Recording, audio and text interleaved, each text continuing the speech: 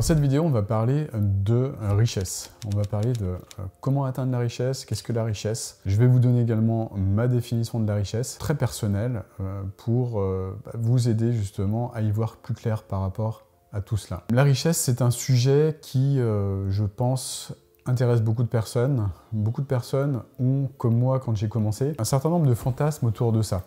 Et j'aimerais démystifier un peu tout ce qui tourne autour de la richesse pour vous aider à y voir plus clair également. Moi, quand j'ai commencé à vouloir devenir entrepreneur, eh bien, il y avait un certain nombre de fantasmes auprès desquels j'avais tendance à courir. Et notamment, la tendance à me dire, en devenant entrepreneur, le plafond de verre au niveau des revenus n'existera plus pour moi si je fais le nécessaire justement pour dépasser un certain chiffre d'affaires. Et en faisant cela, évidemment, qu'est-ce qu'on fait? Eh bien, on est en mode je cours après une meilleure vie, je cours après une sorte de fantasme disant que le jour où je serai riche, le jour où je gagnerai énormément d'argent, eh bien les choses seront complètement différentes.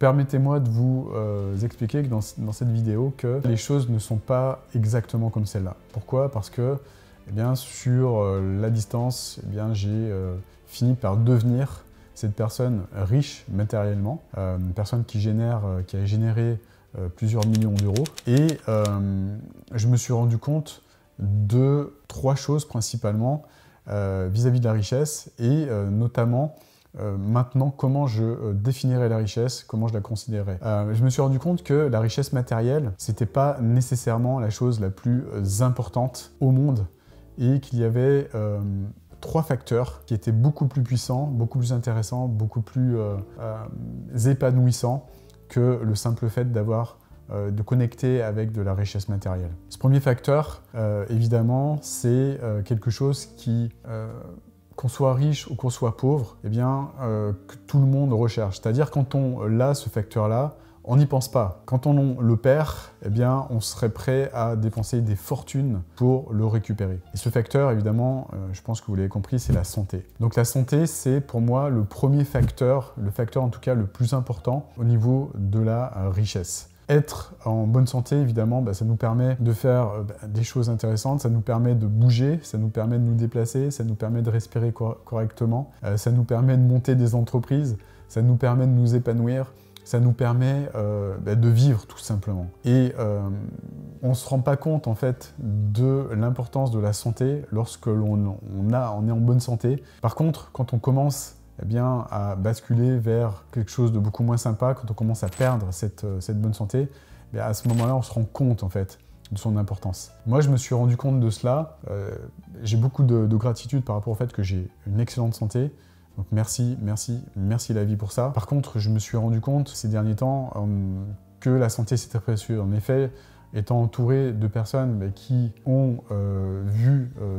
qui ont de très mauvaises surprises concernant leur santé, je me suis rendu compte que les personnes que j'aime évidemment, que j'adore, que j'apprécie, je me suis rendu compte que la santé finalement ça tient à un fil. Ça tient qu'à un fil. Quand tout va bien, on s'en rend même pas compte, mais quand on commence à la perdre, évidemment ça devient notre principal sujet de préoccupation. Et là évidemment on serait prêt à tout donner, à tout vendre, à tout perdre en fait pour la conserver cette santé. Voilà, pour moi c'est le premier élément le plus important.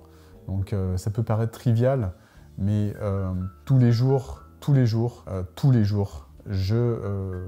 j'exprime de la gratitude justement par rapport au fait d'être en bonne santé, par rapport au fait de pouvoir me déplacer de façon autonome, par rapport au fait de pouvoir regarder, de pouvoir voir, de pouvoir entendre, de pouvoir réfléchir, de pouvoir avoir des émotions, de pouvoir penser, d'être tout simplement de pouvoir respirer et d'être vivant. Et on n'y pense jamais, mais ce qui est vraiment important, c'est de le reconnaître tous les jours et de s'estimer heureux par rapport à d'autres personnes qui n'ont pas cette chance d'avoir cette santé. Et ça, c'est une grosse richesse. Et demander simplement à une personne qui a perdu la vue, malheureusement une personne qui a perdu l'usage de ses jambes ou une personne qui a une maladie très grave menaçant sa vie, demandez-lui simplement combien elle serait prête justement à donner pour retrouver ce qu'elle a perdu.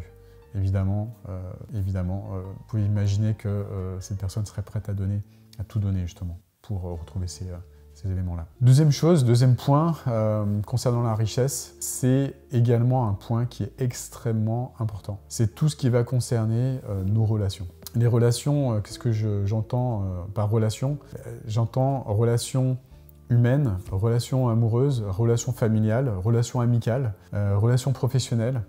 Toutes ces relations, ce sont des choses qui nous permettent également de nous sentir vivants. Ce sont des personnes qui nous entourent, des personnes qui peut-être se sont éloignées, peut-être que nous voyons moins souvent, mais en tout cas, le simple fait de passer du temps avec ces personnes, c'est quelque chose qui va nous rendre heureux profondément, qui va nous rendre riches intérieurement.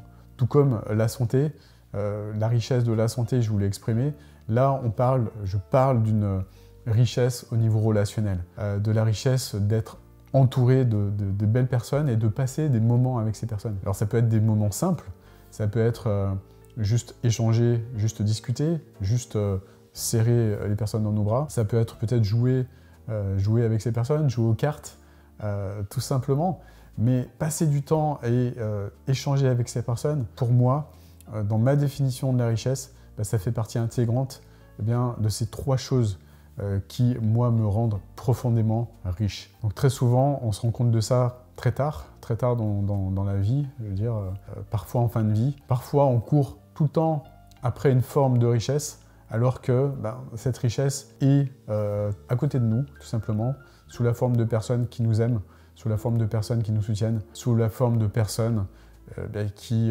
échangent avec nous au quotidien et qui nous apportent, grâce à ces échanges, des petits bouts de bonheur qui composent ce que je considère comme de la richesse. Ensuite, troisième forme de richesse pour moi, c'est tout ce qui va concerner quelque chose qui nous a manqué justement quand on était confiné, par exemple. Quand on était confiné, on s'est rendu compte de cette troisième richesse. Évidemment, cette troisième richesse, c'est la liberté.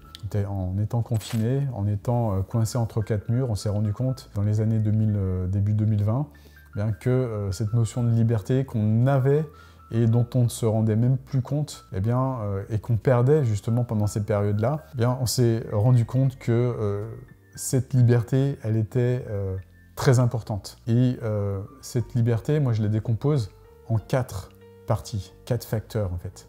La première, c'est la liberté géographique. La liberté d'aller où on veut et quand on veut. Alors, la liberté géographique, c'est quelque chose qui nous a manqué. Quand on est enfermé, on ne peut pas sortir de son appartement pendant le confinement. Évidemment, on perd cette liberté-là. Et cette liberté, elle est ultra importante. Ça fait partie des priorités, des valeurs les plus importantes dans mon système de valeurs. Et je me suis rendu compte que c'est pareil. Cette liberté, c'est quelque chose qu'on a par défaut. On a la chance de vivre dans un pays libre. Quand on vit en France ou en Europe, on a de grandes chances d'être dans un pays dans lequel on peut avoir la liberté de se déplacer, avoir la liberté de s'exprimer, de dire ce que l'on pense, de dire ce qu'on en a sur le cœur. Et ça, c'est une grosse richesse, pour moi en tout cas. Parce que, encore une fois, on s'en rend compte quand on la perd, cette richesse-là. De la même façon, deuxième type de liberté, c'est la liberté temporelle. C'est pouvoir faire ce qu'on veut quand on le souhaite. Et ça, la majorité du temps, sauf pour les personnes qui dépendent d'un employeur, évidemment, dans la plupart des cas, on l'a. Quand on est entrepreneur, en tout cas. Je suis conscient que la majorité de la population n'a pas forcément tout le temps cette liberté temporelle.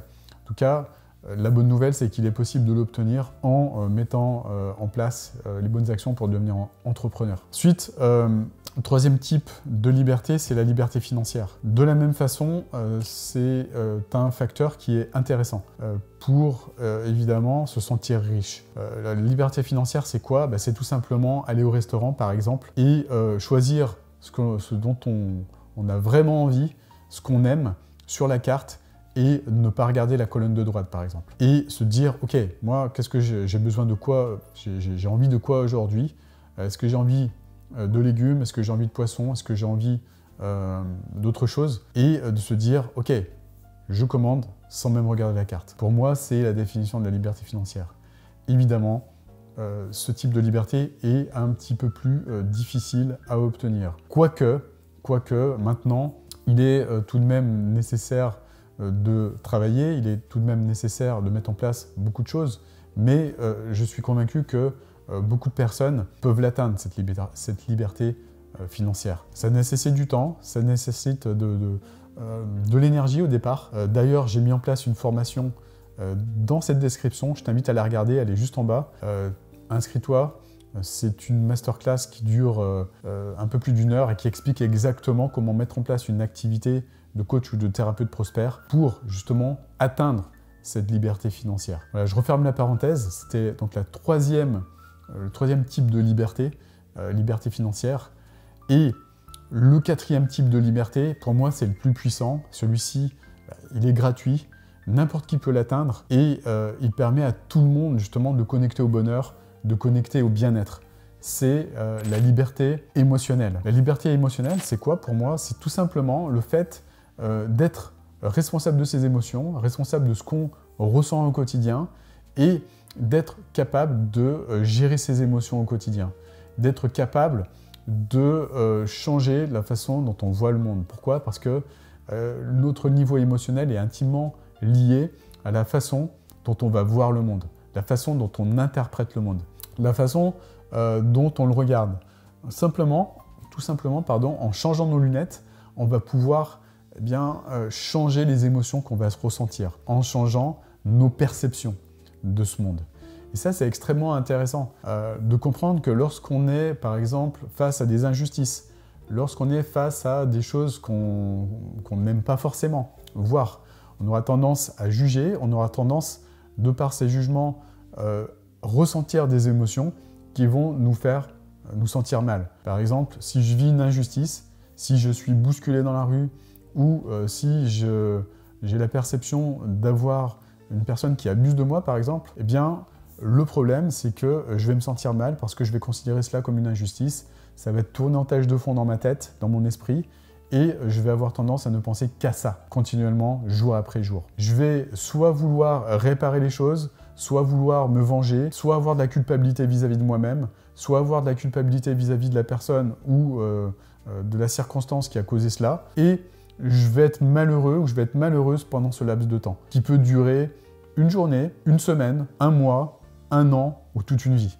Et malheureusement, énormément de personnes restent coincées dans ces émotions négatives. Généralement, ce type d'émotions peuvent se transformer en maladies très graves qui, justement, vont attaquer notre système de santé, qui vont nous rendre malades. Énormément de personnes vont jusqu'à se rendre malades par rapport à cela. Et malheureusement, ces personnes qui, à la base, souhaitent connecter à la richesse extérieure, eh bien, seront complètement malheureuses. J'aimerais également souligner le fait que beaucoup de personnes courent, comme moi au départ, quand j'ai voulu commencer mon activité, après de la richesse extérieure, et beaucoup de personnes se rendent compte sur le chemin que cette richesse extérieure, c'est pas ça qui va changer leur vie, c'est pas ça qui va réellement les rendre riches. Ce qui va réellement les rendre riches, et moi ce qui me rend réellement riche, c'est cela, c'est le fait